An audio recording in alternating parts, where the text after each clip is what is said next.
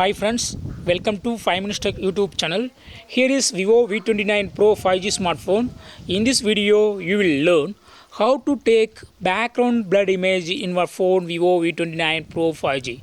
First of all, open camera in your phone and touch on portrait option. Now, bring any object to any subject or object to take pictures. Now focus on the object. Just touch on the object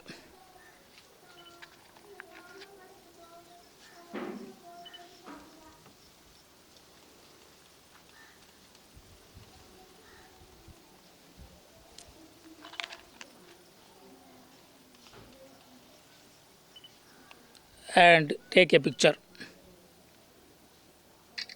Okay, I take another one.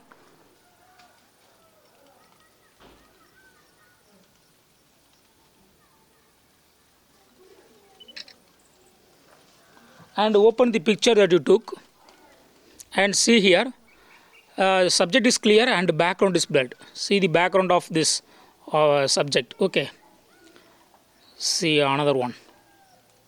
Wow, very nice. So in this way you can easily take background blurred image in your phone Vivo V29 Pro 5G. That's all friends, thanks for watching. Bye.